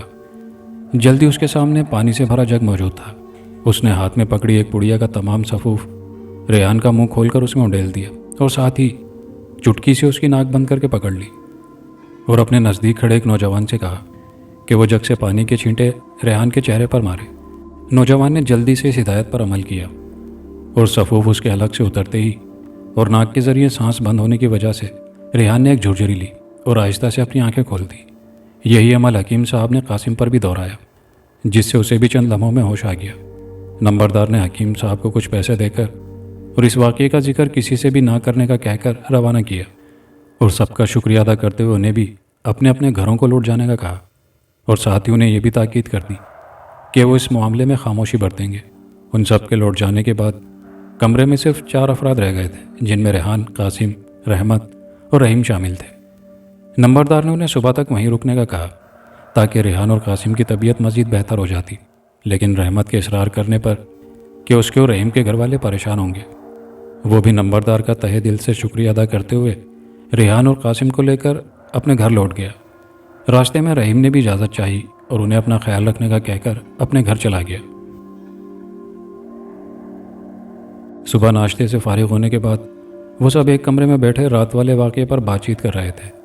انہوں نے گھر میں کسی سے بھی اس واقعے کا ذکر نہیں کیا تھا کہ خواہ عورتوں میں خوف ہراس پھیلتا، اور گاؤں میں یہ بات پھیل جاتی تو لوگوں کا باہر نکلنا اور کام دھندہ کرنا ٹھپ ہو جاتا۔ رحمت نے بھی سختی سے انہیں کسی کو بھی کچھ بتانے سے منع کر دیا تھا۔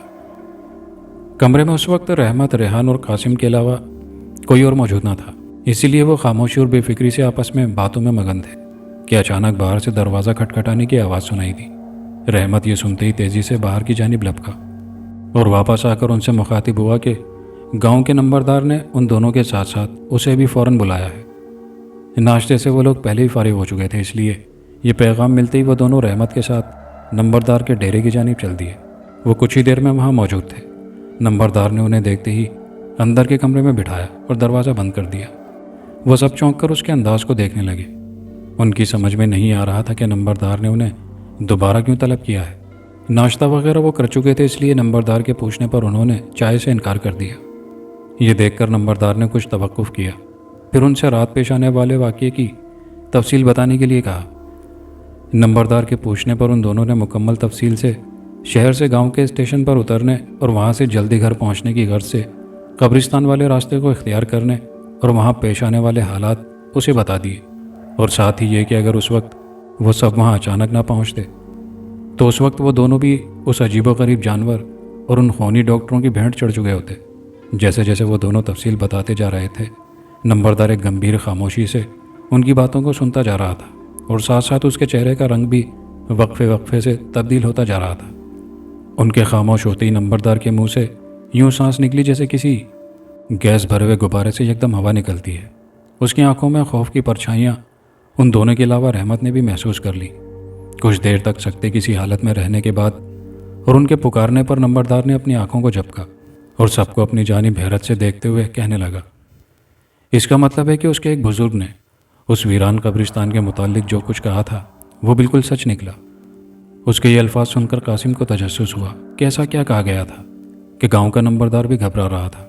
ان کے تفصیل پوچھنے پر نمبردار نے انہیں بتایا کہ بہت عرصہ پہلے اس کے ایک بزرگ نے اسے ایک ایسی بات بتائی تھی جس پر وہ یقین کرنے سے انکاری تھا، لیکن اب جو حالات پیش آئے تھے انہیں دیکھتے ہوئے ان پچھلی باتوں پر یقین کرنے کو جی کرنے لگا تھا۔ ان لوگوں کے پوچھنے پر نمبردار نہ جانے کن خیالوں میں ڈوب گیا، اور اس کے منہ سے یوں الفاظ نکلنے لگے جیسے ان پر اس کا اختیار نہ رہا ہو۔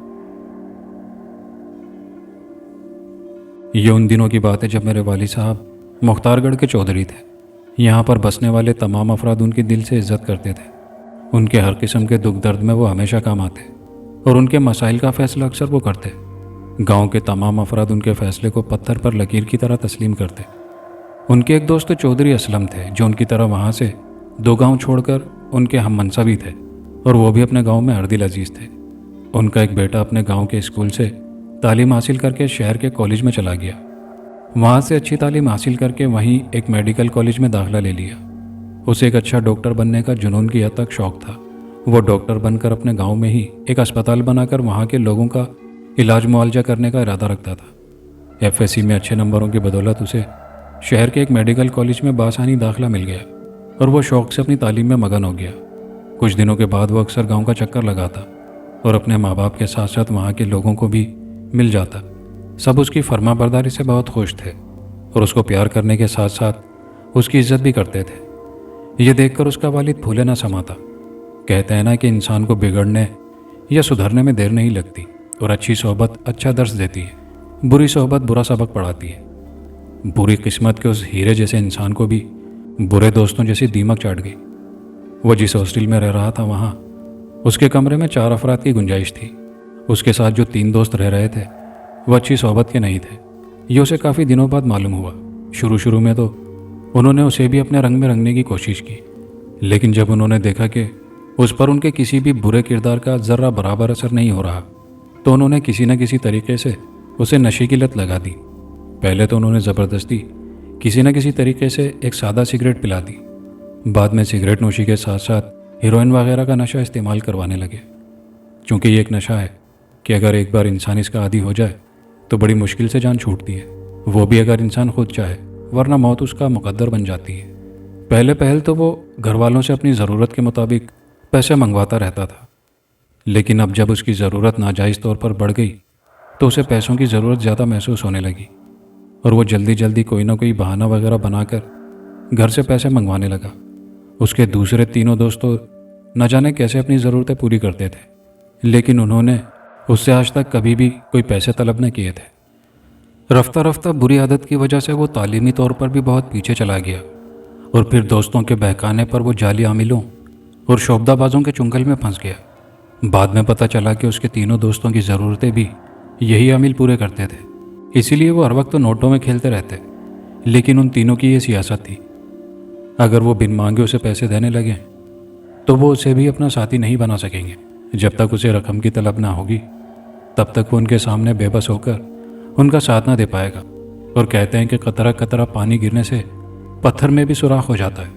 اسی طرح یہ وار اس پر بھی کارگر ثابت ہوا، اور اس نتیجے میں وہ اس وقت ایک جعلی عامل کے آستانے پر موجود تھے، اور اس کے تینوں دوست بھی اس وقت وہیں تھے۔ جعلی عامل گلے میں لکڑی کے منکوں سے بنی ایک لمبی تسبیح لٹکائے اور ہاتھ میں ایک پیالہ پکڑے ان کے سامنے دھونی جمائے بیٹھا تھا۔ اس کے سامنے جلتی آگ پر دہکتے کوئلوں پر ایک بڑا سا تالابی مینڈک رکھا ہوا تھا، جس کے جلنے کی بدبو سے چاروں طرف سڑان پھیل گئی تھی، جس کی وجہ سے سانس لینا بھی مشکل ہو رہا تھا۔ لیکن وہ سب یوں بیٹھے تھے جیسے ان کے سامنے کوئی مینڈک نہ ہو بلکہ باربیکیو کی دعوت ہو رہی ہو۔ کچھ دیر تک مینڈک کوئلوں پر جلتا رہا، اور جلنے کی وجہ سے اس کے جسم کی تمام چربی باہر نکل کر کوئلوں پر بکھرنے لگی۔ یہ دیکھ کر اس عامل نے اس چربی کو اپنی انگلی کی مدد سے لے کر اپنے سامنے بیٹھے چاروں دوستوں کے ماتھے پر ایک لکیر کھینچنی شروع کر دی۔ ایسا وہ بار بار کر رہا تھا۔ جب چاروں کی پیشانی پر وہ ایسا کر چکا تو اس نے مینڈک پر ایک جانب رکھی راکھ سے مٹی بھر کر پھینک دی۔ اس کام کے بعد وہ ان سے مخاطب ہوا، دیکھو اگر تم لوگوں نے اپنی خواہشات کو پورا ہوتے دیکھنا ہے تو میری کہی ہوئی ہر بات پر عمل کرنا ہوگا، کیونکہ اس کے لیے پہلی شرط یہی ہے کہ معمول کا عامل کی باتوں پر چپ چاپ عمل کرنا ہوتا ہے۔ اگر تم ایسا کرنے میں کامیاب ہو گئے تو بس شیطان کے کرم سے تم اپنے ہر مقصد میں کامیاب ہو جاؤ گے۔ عامل نے باغور ان کی طرف دیکھتے ہوئے اور ہونٹوں پر زبان پھیرتے ہوئے کہا، جیسے کوئی اپنی پسند کی چیز کو اچانک اپنے ساتھ دیکھ کر للچائی ہوئی نظروں سے دیکھتا ہے۔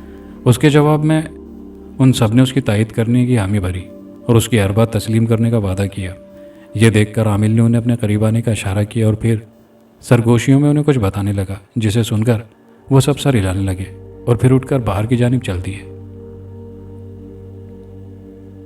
سپہر کے وقت جب یہ چاروں دوست اپنے شکار کی تلاش میں بھٹک رہے تھے اور جلدی انہیں اپنا شکار نظر آ گیا، عامل نے انہیں ایک صحت مند 10 سے 11 سال کا بچہ تلاش کر کے اس کے سامنے لانے کا کہا تھا، اور اس کی ہدایت پر عمل کرتے ہوئے وہ صبح سے بھٹک رہے تھے۔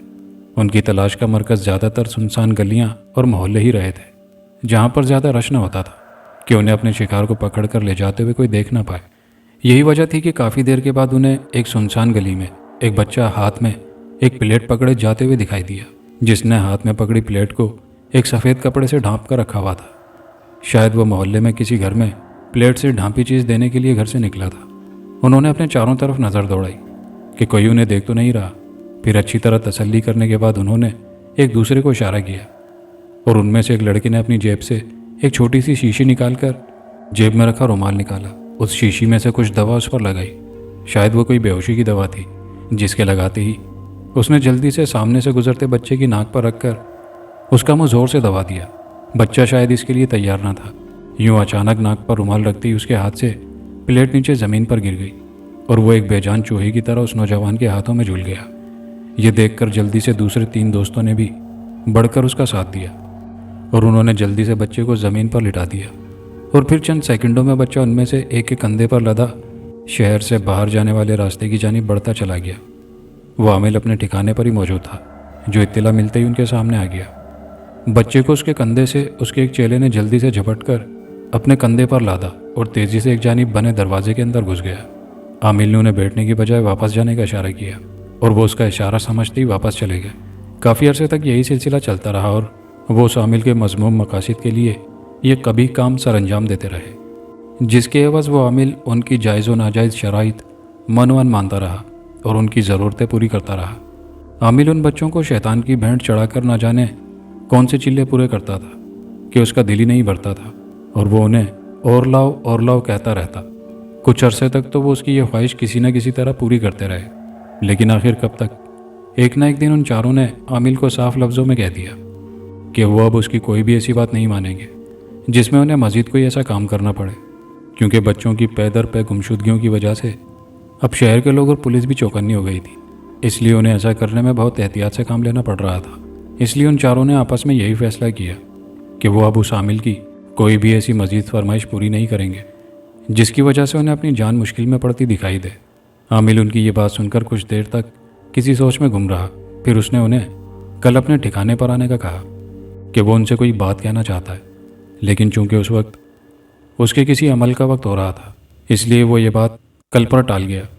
اس کی یہ بات سن کر وہ چاروں واپس لوٹ آئے۔ راستے میں وہ سوچتے جا رہے تھے کہ اب عامل نہ جانے کون سی ایسی بات کہے گا جسے وہ پوری کر بھی سکیں گے یا نہیں، لیکن اس کے ساتھ ساتھ انہوں نے اپنے دل میں یہ تیہ ضرور کر لیا تھا کہ وہ اب اس کی کوئی بات نہیں مانیں گے۔ دوپہر کے تقریباً 12:30 بجے ہوں گے جب وہ چاروں ایک اندھیرے کمرے میں زمین پر بچھی تپائی پر چوکڑی مارے بیٹھے تھے۔ ان کے آگے چنگیر میں کچھ مکئی کے بھنے ہوئے دانے رکھے تھے جنہیں وہ اپنی باتوں کے ساتھ ساتھ کھانے میں مصروف تھے۔ غالباً یہ عامل کی طرف سے ان کے لیے مہمان نوازی کا کوئی انداز رہا ہوگا۔ کمرے کے باہر یوں آوازیں آ رہی تھی جیسے کوئی عورت زور زور سے کسی سے جھگڑ رہی ہو۔ پہلے تو انہوں نے سوچا کہ باہر جا کر دیکھیں کہ کیا معاملہ ہے، لیکن پھر یہ سوچ کر کہ ہمیں اس سے کیا، وہ دوبارہ باتوں میں مصروف ہو گئے۔ تھوڑی دیر کے بعد باہر سے آنے والی آوازیں اچانک خاموش ہو گئی اور کمرے میں عامل داخل ہوا، جس کے ہاتھ میں ایک لکڑی کا پیالہ تھا جس میں کوئی سرخ رنگ کی سیاہی مائل چیز نظر آ رہی تھی۔ اس نے وہ پیالہ لا کر ان چاروں کے درمیان رکھ دیا اور وہ خود بھی چوکڑی مار کر ان کے نزدیک بیٹھ گیا۔ تم چاروں اپنے مقصد میں کامیاب ہو گئے ہو، اس لیے تمہیں سونپا ہوا میرا پچھلا کام اب دوبارہ نہ ہوگا، لیکن اس کے ساتھ ساتھ میرے گرو شیطان نے ایک اور کام تم چاروں کے لیے منتخب کیا ہے، جس کی وجہ سے میں نے تم چاروں کو یہاں بلایا ہے۔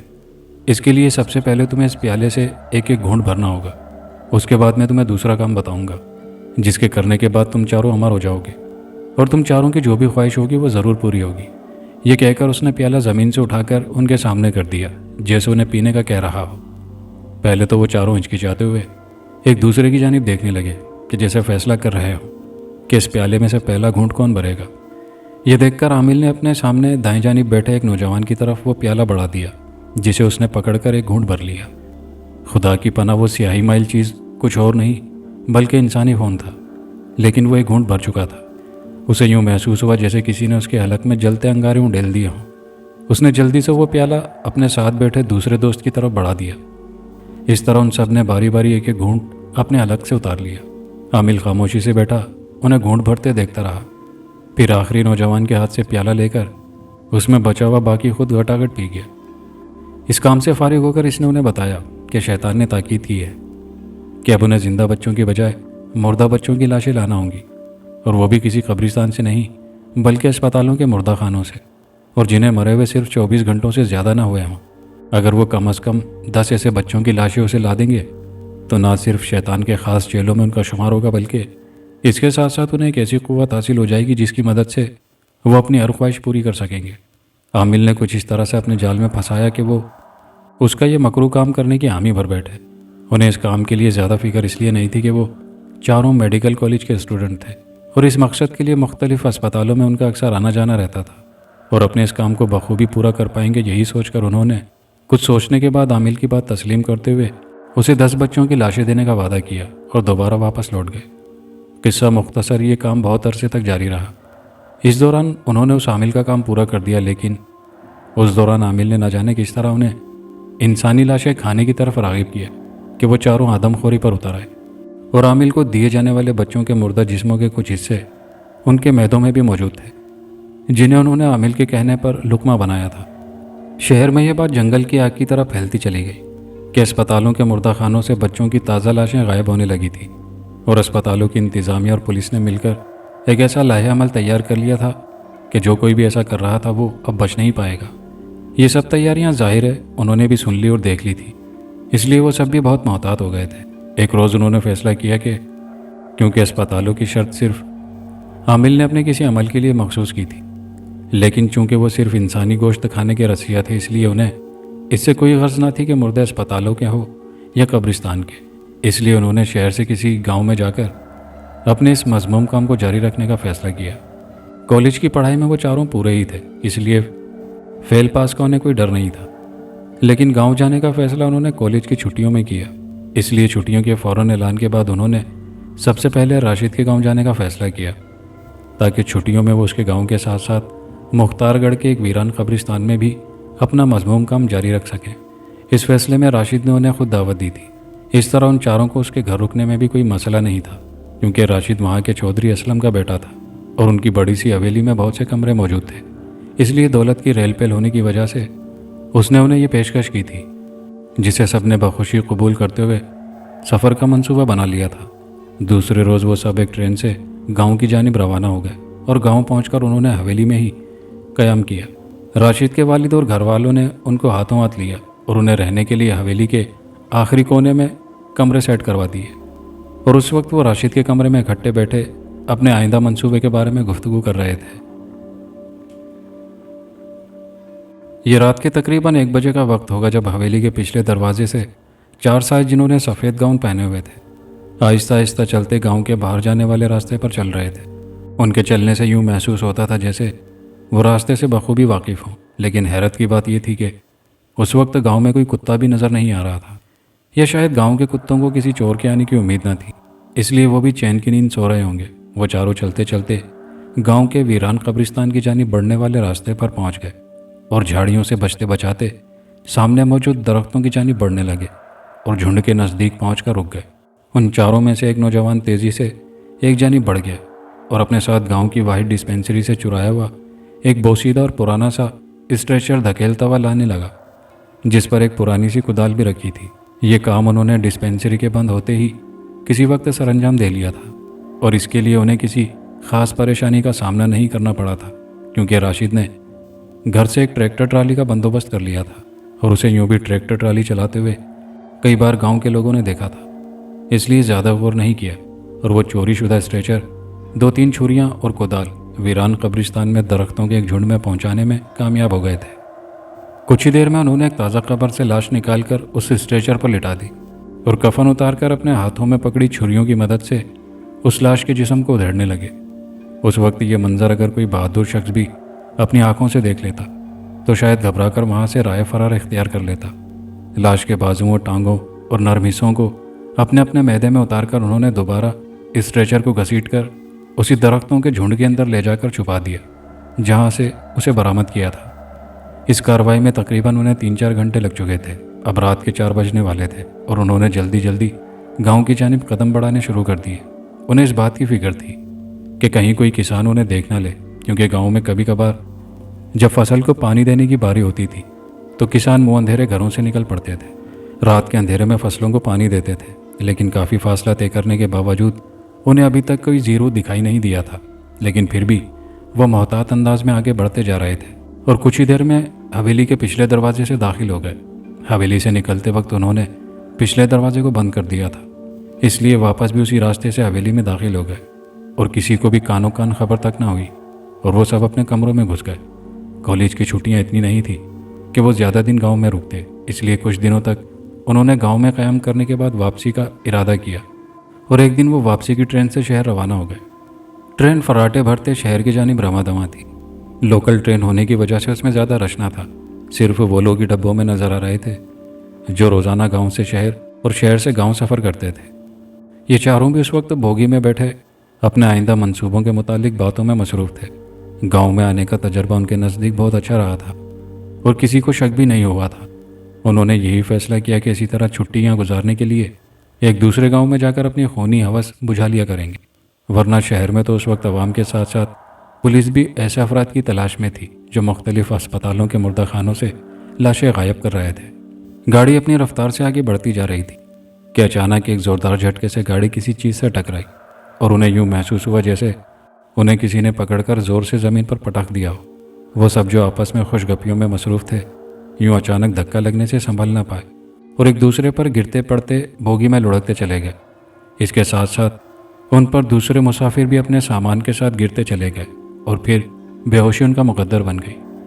ٹرین ریلوے لائن سے گزرنے والے ایک گائے بھینسوں کے ریوڑ سے اچانک ٹکرا گئی تھی اور اپنا توازن برقرار نہ رکھنے کی وجہ سے ان سب سے جا ٹکرائی، اور ڈگمگاتا ہوا انجن اچانک پٹری سے اتر کر نیچے کھیتوں میں جا گرا، اور اس کے ساتھ ساتھ تیزی سے آگے بڑھتے ڈبے بھی پیدر پہ ایک دوسرے سے ٹکراتے نیچے اتر کر ریلوے لائن پر ڈھیر ہوتے چلے گئے۔ ہر طرف چیخو پکار مچی ہوئی تھی۔ مسافروں میں عورتوں اور بچوں نے آسمان سر پر اٹھا رکھا تھا، کسی کو کسی کی کوئی فکر نہ تھی۔ کچھ لوگ ایسے بھی تھے جو بالکل ٹھیک تھے اور شاید اسی وجہ سے انہیں حالات کو سمجھنے میں زیادہ دیر نہیں لگی تھی۔ اور انہوں نے بھاگ بھاگ کر زخمیوں کی مدد کرنی شروع کر دی۔ وہ سامان کے نیچے مسافروں کو اس کے نیچے سے نکالنے لگے۔ ٹرین کا انجن جس جانب گرا تھا اس طرف تالاب بنا ہوا تھا، جس میں غالباً برسات کا پانی جمع تھا، اس لیے انجن آدھا اس پانی کے تالاب میں ڈوبا ہوا تھا، اور شاید اسی وجہ سے اس میں بیٹھا اس کا ڈرائیور بھی زیادہ چوٹیں کھانے سے محفوظ رہا۔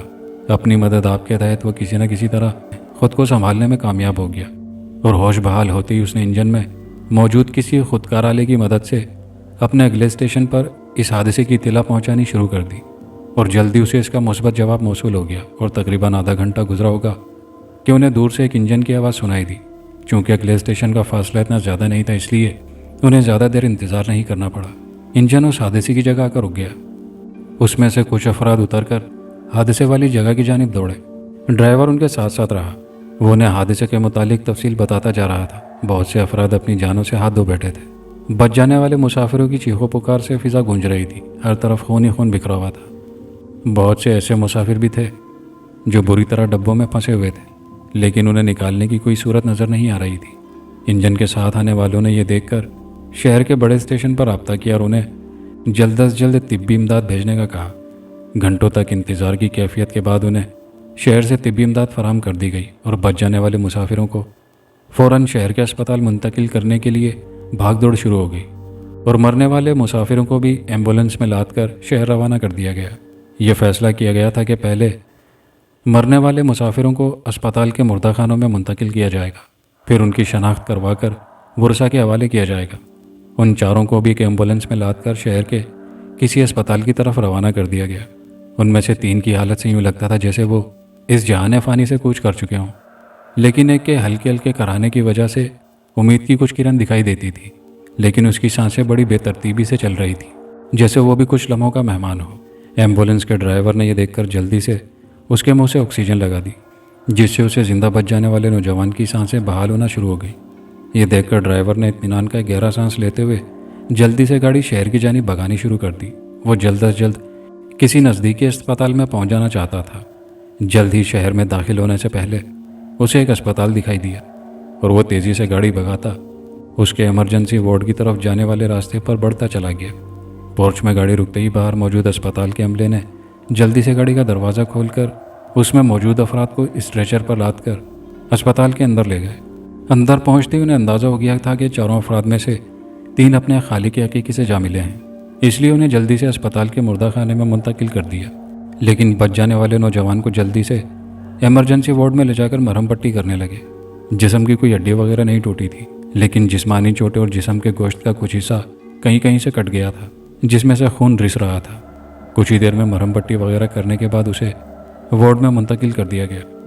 اب اس کی حالت قدرے بہتر محسوس ہو رہی تھی، لیکن ابھی اسے وارڈ میں داخل ہوئے کچھ ہی گھنٹے گزرے تھے کہ اس کے جسم کو جھٹکے لگنے لگے۔ وہ زور زور سے بیڈ پر اچھلنے لگا، یوں لگتا تھا جیسے کوئی نادیدہ قوت اس کے جسم کو اٹھا اٹھا کر پٹخ رہی ہو۔ اس کی حالت دیکھتے ہی اس کے وارڈ میں دوسرے مریضوں کے لواحقین نے شور مچانا شروع کر دیے، اور کچھ ہی دیر میں وارڈ میں جیسے ایمرجنسی کا سما بن گیا، اور ڈاکٹروں اور نرسوں کی دوڑیں لگ گئیں۔ ان کی سمجھ میں کچھ نہیں آ رہا تھا کہ ایسا کیوں ہو رہا ہے، حالانکہ کچھ گھنٹوں پہلے اس کی حالت خطرے سے باہر تھی۔ اسی لیے انہوں نے اس نوجوان کو انتہائی نگہداشت کے وارڈ سے عام وارڈ میں شفٹ کر دیا تھا۔ تھوڑی دیر میں بڑی مشکل سے اس نوجوان کو انجیکشن دیے گئے، لیکن اس کے باوجود اس کی حالت نہیں سنبھل سکی۔ اس کے تڑپنے سے یوں لگ رہا تھا جیسے کوئی اس کے جسم کو بری طرح توڑ مروڑ رہا ہو، اور اس تکلیف سے اس کے منہ سے بہت بھیانک چیخیں نکل رہی تھی، جن کی وجہ سے پورے اسپتال میں ایک خوف کی سی کیفیت آ رہی تھی۔ وارڈ میں موجود افراد چاروں طرف گھیرا بنائے اس نوجوان کے قریب کھڑے بڑی بے بسی سے اس کی طرف دیکھ رہے تھے۔